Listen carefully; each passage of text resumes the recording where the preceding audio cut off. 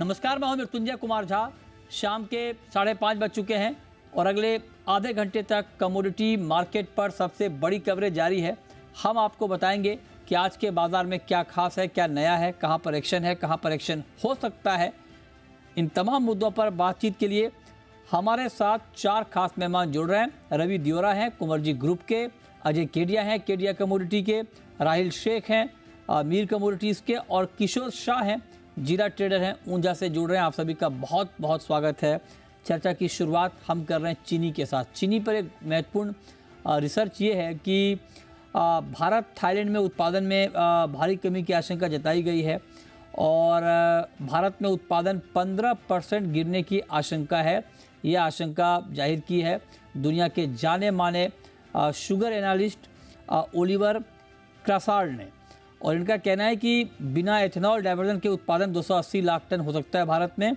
हालांकि 15 फरवरी तक के जो आंकड़े हैं इस माह के, उसके मुताबिक उत्पादन 2.5% गिरकर 224 लाख टन के स्तर पर रहा है। थाईलैंड में उत्पादन 32% गिरने की आशंका जताई गई है। थाई शुगर प्रोडक्शन 17 साल में सबसे कम रहने की आशंका है। इस पर बात करने के लिए राहिल शेख हैं हमारे साथ। राहिल जी, बहुत बहुत स्वागत है आपका। ग्लोबल मार्केट में अगर शॉर्टेज है शुगर का तो इंडियन मार्केट पर कोई इम्पैक्ट? सर झा साहब, जहाँ तक हिंदुस्तान के मार्केट का सवाल है, हिंदुस्तान में पर्याप्त स्टॉक है हमारे पास में, हमेशा से ये बात अपनी रही है। तो अगर आप देखें तो हमारे पास में 58 लाख का ओपनिंग स्टॉक है और करंट ईयर का उत्पादन, जहाँ तक जो रिसर्च के नाम आपने लिए, उन्होंने कहा है कि 28.5-29 तक हो सकता है विदाउट एथेनॉल डाइवर्जन। तो आप पकड़ के चलिए करंट ईयर की मौजूदा जो हालात है उसके हिसाब से हमारा उत्पादन 320 लाख टन होने की उम्मीद है। ऑलरेडी महाराष्ट्र जो है वो 88 लाख टन बना चुका है। पहला अनुमान था कि महाराष्ट्र 95 पे बंद हो जाएगा, पर अभी जो नए अनुमान आ रहे हैं, जो नए अनुमान है उसके हिसाब से हम तकरीबन 105-107 लाख टन महाराष्ट्र में बनाएंगे, ये ऐसे लग रहा है। तो बेसिकली 320 लाख के करीब हमारा उत्पादन इस साल में होने की उम्मीद है। तो अगर 58 का ओपनिंग स्टॉक और 320 का उत्पादन और 290 की खपत पकड़े हम, तो 30 लाख टन के करीब हम शक्कर को स्टॉक में ऐड करेंगे। तो हिंदुस्तान को कोई भी शॉक या शॉक एब्जॉर्बर की वर्ल्ड मार्केट से कोई लेन देन नहीं रहेगा। तो हम एक स्पेक्टेटर रहेंगे उस मार्केट के लिए। तो अपने यहाँ दाम बढ़ने की कोई संभावना नहीं है, राइट सर? बिल्कुल बिल्कुल भी नहीं। अगर हम मृत्युंजय झा साहब, अगर आप देखें तो अक्टूबर में ये बाजार 36-37 रुपए का था, आज ये 33.5 और 34 के रेंज में है। अच्छा। और यहाँ से मुझे लगता नहीं, अगर हार्वेस्ट और ऑफ सीजन का भी खेल देखेंगे तो भी मुझे लगता नहीं है कि हम वापस से 36-37 रुपए के बाजार को फिर देखेंगे इस साल में। काफी स्टॉक्स अवेलेबल है। अच्छा। और अगले साल का भी एथेनॉल डाइवर्जन अगर हो तो हम अपने स्टॉक्स को कम कर पाएंगे। तो उम्मीद यही है कि जो भी है सरकार की तरफ से, एथेनॉल एक बहुत इंपॉर्टेंट पॉलिसी है और उस पर विचार करना चाहिए इमीडिएटली, बिकॉज 320 लाख टन बनने के बाद हम 30 लाख टन स्टॉक में डाल रहे हैं। तो काफी स्टॉक्स है हमारे पास में, प्राइस राइज की तो कोई गुंजाइश ही नहीं है। अच्छा, तो आप कह रहे हैं कि इंडियन मार्केट में चिंता की कोई बात नहीं है, यहाँ पर दाम नहीं बढ़ेंगे, डिमांड के मुकाबले सप्लाई पर्याप्त है। जब आपने हमें निश्चिंत कर दिया है भारतीय बाजार को लेकर, तो थोड़ा ग्लोबल मार्केट चलता है, क्योंकि क्या होता है जब अपना दुख कम हो जाता है तो आदमी दुनियादारी की खबरें देखना चाहता है। तो अपना दुख तो आपने कम कर दिया कि यहाँ दाम नहीं बढ़ने वाले हैं, तो अब हमारा इंटरेस्ट थोड़ा ग्लोबल मार्केट में आ गया है। ग्लोबल मार्केट में दाम बढ़ने वाले हैं क्या? सर, ग्लोबल मार्केट में आप देखिए तो आज इंडिया के एब्सेंस में और थाईलैंड के प्रोडक्शन कम होने की वजह से जो ग्लोबल ब्राजील पे डिपेंडेंसी होती थी 45 से 50%, वो आज हो गई है वर्ल्ड के लिए 90%। अच्छा। अगर ब्राजील में बारिश ना हो, ब्राजील में टर्मिनल में आग लग गई या कभी स्ट्राइक हो गया, तो दुनिया को ये शॉक से उभरने के लिए हिंदुस्तान से चीनी अभी मिलेगी नहीं, थाईलैंड से मिलेगी नहीं। तो वर्ल्ड की डिपेंडेंसी ब्राजील पे काफी हो चुकी है। इसका यह मतलब है कि वर्ल्ड मार्केट जो है वो अनलेस ब्राजील में कुछ एकदम, जैसे पिछले साल हुआ कि वहाँ बारिश भी एकदम अच्छी गिरी, उन्होंने 42 मिलियन टन चीनी बना ली। ये साल ऐसे लग रहा है कि उनका बारिश का जो परसेंटेज है वो 30 से 35% कम गिरी है। अच्छा। तो ऐसा है कि इतना उत्पादन होने की वहाँ गुंजाइश नहीं है। तो अगर आप बाजार का स्ट्रक्चर देखेंगे तो मुझे लगता है ये डिमांड एंड सप्लाई के गैप बैंड में तो रहना चाहिए कि 600 और 700 के रेंज में। बट अगर ब्राजील से कोई भी बैड न्यूज आती है तो ये मार्केट के लिए, वर्ल्ड मार्केट के लिए कंस्ट्रक्टिव रहेगा, और जो दुनिया वाले हैं फिर उनके लिए थोड़ा दुख का माहौल बना रहेगा। जैसे दुनिया में अगर दुख का माहौल रहेगा, दुनिया में आप कह रहे हैं कि खटास और भारत में मीठा, तो दुनिया वाले तो आपसे चीनी मांगेंगे, आप देने की स्थिति में है? क्या बोले सर? दुनिया में अगर खटास और हमारे यहाँ मिठास, तो दुनिया वाले तो आपकी तरफ देखेंगे नजर कि भाई चीनी कुछ दे दो, भारत से मांगेंगे। सर हमारे पास 30 लाख टन का एडिशनल स्टॉक तो रहेगा, सरकार की पॉलिसी के ऊपर रहेगी कि अगर वर्ल्ड में प्राइसेस अच्छे हैं और हम एथेनॉल को, अभी जब शक्कर बन चुकी है तो एथेनॉल डाइवर्ट नहीं कर सकते, अगर ग्लोबल डिमांड सप्लाई में अगर भारत को कभी हमको योगदान देना पड़ेगा तो मुझे लगता है कि हमारी सरकार हमेशा उसके बारे में सोचेगी। चलिए, बहुत शुक्रिया राहिल भाई जुड़ने के लिए और बताने के लिए कि चीनी को लेकर क्या सिचुएशन है। आगे बढ़ते हैं और अब बात करते हैं जीरे की। जीरे की कीमतों में मतलब बेतहाशा गिरावट का दौर जारी है और ये गिरावट थम नहीं रही है। आज भी जीरा वायदा काफ़ी टूटा है, करीब करीब 5% गिरा है। इसके ठीक उलट टर्मरिक में बड़ी तेज़ी आई है। तो एक तरफ जीरा नीचे, टर्मरिक ऊपर। ये पूरी कहानी बताने के लिए किशोर शाह जुड़ रहे हैं ऊंझा से, जीरे की सबसे बड़ी मंडी से। किशोर भाई, कब तक और कितनी? किशोर भाई, आप सुन पा रहे हैं? हाँ जी सर, आपको नहीं सुन पाएंगे, किसको सुन पाएंगे सर? तो और कितनी गिरावट? हाँ जी, और कितनी गिरावट? गिरावट तो सर इस बार जीरे में ऐसा हो कि मेरे को लगता है कि पब्लिक ने जीरा खाना ही बंद कर दिया है। ना, मैं तो खा रहा हूँ जीरा, रोज खा रहा हूँ, पहले भी 100 रुपए में जीरा सर भर भर के खा रहे थे, 300 में खाना ही बंद कर दिया सर। क्या बात कर रहे हो आप? हैं? यही हो गया सर। देखो ना, इतना डर मेरे को 38 साल इस मार्केट में आए हुए सर, मैं जीरो को ऑब्जर्व देख रहा हूँ, इतना मंडियों के अंदर एक्सपोर्ट भी देखता हूँ मैं। अच्छा। लेकिन पहली बार इतना डर जीरे के अंदर कि मतलब अभी तो देखो फॉरेन की क्रॉप आई नहीं, उसकी फॉरेन के गीत गाने लगे कि फॉरेन की 2 गुनी 3 गुनी आ जाएगी। यही गीत तो तेजी में आई थी, है ना? सेम कहानी तेजी में जरूर आई थी सर, है ना? हाँ। और अब मंदी कितने बड़े गीत गाने लग गए सर। अभी भी मेरे को लगता है जीरा 10 तारीख तक, मैं आपको 10 मार्च तक जीरा जो घटना है वो घट जाएगा। उसके बाद नहीं घटेगा सर। उसके बाद क्या होगा फिर? जीरा घट सकता है। अभी भी देखो माहौल ऐसा है, बाजार के लेवल बढ़ी हुई है, क्रॉप तो बड़ी है ही है, नो डाउट। क्रॉप नहीं, मतलब आप कह रहे हो कि 10 मार्च तक घटेगा, तो मेरा सवाल ये है कि 10 मार्च तक कितना घटेगा? 10 तक घट सकता है, 10-15% और भी घट सकता है। 10-15 रुपए? 10-15% सर। 10-15%? हाँ जी। तो कितना हो जाएगा? 24,000 का जीरा कितने पे आ जाएगा? मतलब 22,000 पे लगता है 210-20 आना चाहिए सर। अच्छा, 210-220, अच्छा ठीक है। तो उसके बाद 10 मार्च के बाद क्या तेजी आएगी या मार्केट रुकेगा? तेजी का ऐसा उछल इसलिए आएगा क्योंकि पूरी डिमांड अभी खड़ी है। जैसे हम सेंटर में काम करते हैं, लोकल सेंटरों में, तो जीरा वो लेना है उनको, लेकिन क्या लेंगे क्या सर? अजी परसों मैंने माल भेजा, उसमें बाजार पहुंचा नहीं, माल 40 रुपए घट गया। अच्छा, तो आपने बेचा नहीं? हर माल ले रहे हैं, आज व्यापारी ले रहे, माल पहुंचता है 50 रुपए घट जाता है। तो आपने बेचा नहीं, फिर रोक के रखा या बेच दिया? नहीं, हमारा नहीं, ग्राहकों को देना पड़ता है। मेरा बात नहीं कर रहा हूँ सर, अरे मतलब कस्टमर की बात कर रहा हूँ, जो रिटेल काउंटर वाले की बात कर रहा हूँ। लेकिन ये बताइए कि जिन लोगों ने 60-65 का भाव जीरे का देखा है, वो 24,000-25,000 पे बेच क्यों रहे हैं? सामने क्रॉप मैं जानना चाहता हूँ, होल्ड नहीं कर पा रहे हैं क्या थोड़ा? वही तो दिक्कत है ना, सबको क्रॉप दिख रहा है कि जीरा मतलब 180 हो जाएगा तो बेच रहे हैं। अच्छा, कम से कम 200 तक तो बेचेंगे। 180 जो बोला है 150 होना है, तो 200 तक तो वेट करेगा ना, उसके बाद वो आएगा ना मार्केट में। पहले क्यों आए? 150 हो जाएगा जीरा होने में तो सब हो सकता है, क्यों नहीं हो सकता? जो क्रॉप इतनी बड़ी है तो कुछ भी हो सकता है। क्या बात कर रहे हो किशोर भाई? 15,000 मतलब आप कह रहे हो जीरा सर, ये देखो आपने 1 करोड़ बोरी के अंदर जीरा 125 बिक चुका है ना, आगे भी। नहीं, अच्छा 1 करोड़ बोरी 2 साल बिक चुका है 125 का भाव में, क्यों नहीं बिका है? 80-90 लाख की क्रॉप में बिका है, तो इस बार 1 करोड़ बोरी की है। आप दिल से एक्सपोर्ट नहीं किया जुलाई के बाद। आप ये डरा रहे हो क्या बायर को? बायर को आप डरा रहे हो क्या कि मत लो जीरा अभी? नहीं, मैं नहीं डरा रहा हूँ सर, बाजार डरा रहा है। मेरी क्या ताकत से डराऊंगा? नहीं, तो मतलब आप ये बताओ कि 115 का जीरा जब आप अगर कह रहे हो, यही बात तो तब हुई थी जब जीरा 50 पे गया था, लाख रुपए की बात तब भी हुई थी। वही जीरा अभी 24,000 पे। ऐसा तो नहीं कि आपकी बात में कोई आ जाए और 24 का जीरा 48 हो जाए फिर। नहीं, अभी तो कोई ऐसा तेजी का तो बड़ा चांस नहीं है सर। नहीं, साले आते रहेंगे। मैं बोला 10 मार्च तक घटेगा, ऐसा नहीं कि जीरा आज का 150-180 हो जाएगा। अच्छा, 10 मार्च तक जो भी घटा है उसके बाद डिमांड की तेजी आएगी, एक साथ में डिमांड आएगी, वहाँ 30-40 रुपए की वापस तेजी भी बन सकती है। लेकिन ये आगे जाके मतलब यानी कि दिवाली के आसपास जीरा वहाँ बड़ा मंदी करेगा सर।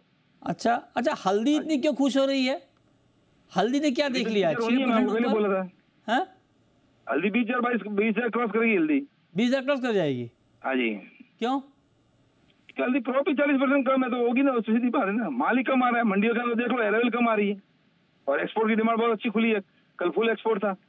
अच्छा, तो आप हल्दी में बाइंग में है और जीरे में सेलिंग में है? हाँ जी, मैं नहीं हूँ, दुनिया है सर। आपने हाँ बोल दिया है, आपने हाँ बोला है पूरी पहले। दुनिया ऐसे बता रहे, मैं तो मार्केट का रिपोर्ट दे रहा हूँ सर। नहीं, आपने पहले क्यों बोल दिया कि हाँ? मैंने पूछा कि सेलिंग में जीरे में, तो आपने कहा नहीं, हाँ। हल्दी में तेजी बनेगी। और धनिया भी मैं बता रहा हूँ, धनिया भी एक बार यहाँ से हाँ। मतलब ज्यादा नहीं 10-15 रुपए किलो बढ़ सकता है धनिया भी। अच्छा, धनिया पे भी आपने हाँ, रिपोर्ट दी धनिया भी एक बार 90 रुपए क्रॉस कर सकता है। हाँ। धनिया की भी अरेवल मंडियों के अंदर गुजरात में बहुत कम आ रही है हाँ। लास्ट ईयर के मुकाबले। हाँ। लास्ट इस टाइम में 1,00,000 बोरी की अरेवल थी, वहाँ अभी 50,000 40-50,000 बोरी ही आ रही है। अच्छा, जब आप धनिया पे भी बोल ही चुके हैं, 50% ही है, जब आप धनिया पे भी बोल ही चुके हैं तो ग्वार पे भी बोल इसलिए दीजिए। ज्यादा आ रहा है। जब आपने धनिया पे बोल ही दिया तो ग्वार पे भी, ग्वार पे रह गया, ग्वार बोल दीजिए। ग्वार में क्या लग रहा है? गुआर के अंदर से बता दो, गुआर कौन सा मतलब बाजार उठ ही नहीं रहा है गुआर के अंदर। हम भी फुल तेजी में, लेकिन तेजी नहीं आ रही है क्योंकि गुआर के अंदर सप्लाई और डिमांड दोनों सेम बनी हुई है। हाँ। तेजी नहीं आ रही है, बनना इसमें भी तेजी आनी चाहिए क्योंकि उसमें भी 10,000 के नीचे मंदी नहीं लगती है। लेकिन फिलहाल 11 के ऊपर तेजी भी नहीं बन रही है कि डिमांड एंड सप्लाई सेम है, इसलिए तेजी मंदी नहीं आ रही है इसके अंदर। चलिए, लेकिन मेरा आइडिया है कि एक बार 10 मार्च के बाद गुआर में भी थोड़ी बहुत तेजी बनेगी सर। ठीक है, बहुत शुक्रिया किशोर जी आपका जुड़ने के लिए और डिटेल में सारी एग्री कमोडिटी पर, ग्वार, जीरा, धनिया, टर्मरिक पर बात करने के लिए। आगे बढ़ते हैं, अब बात करते हैं कि आज के मार्केट में आपको क्या करना है। अजय जी, गोल्ड का मार्केट कैसा लग रहा है आज शाम के लिए, क्या करना चाहिए?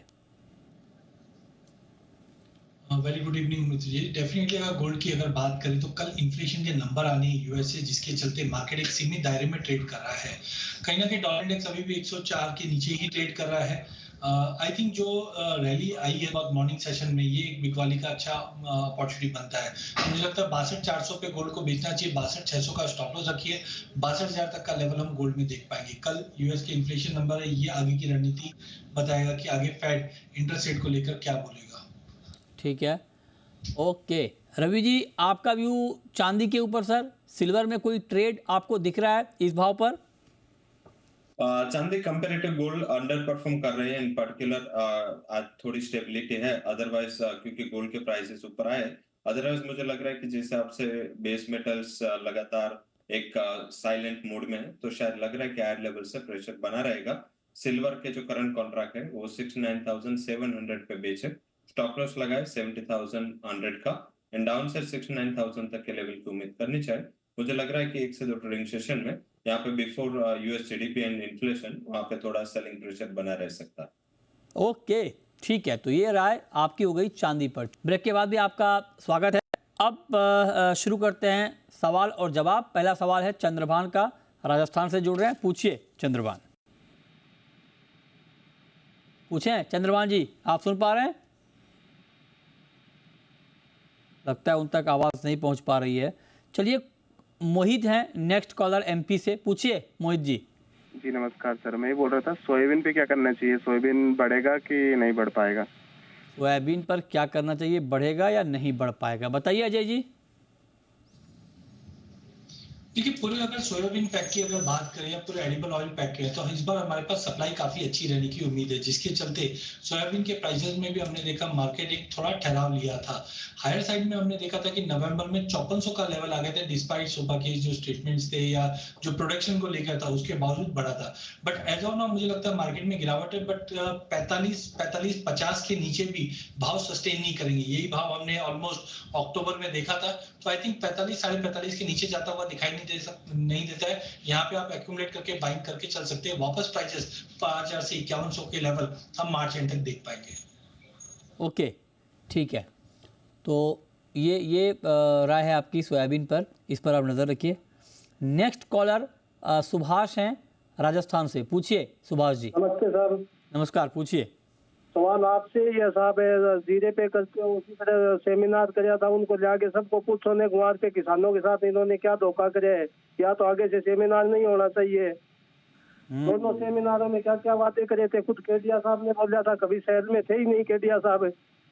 हाँ, नहीं, आपकी बात बिल्कुल ठीक है कि दाम बहुत नीचे आए हैं, लेकिन अभी भी जितने लोगों से मेरी बात हो रही है, चाहे वो किसान हों चाहे वो कारोबारी हों, सब लोग कह रहे हैं कि क्रॉप कम है, फंडामेंटल मजबूत हैं, तेज़ी आनी चाहिए, तेज़ी नहीं आ पा रही है।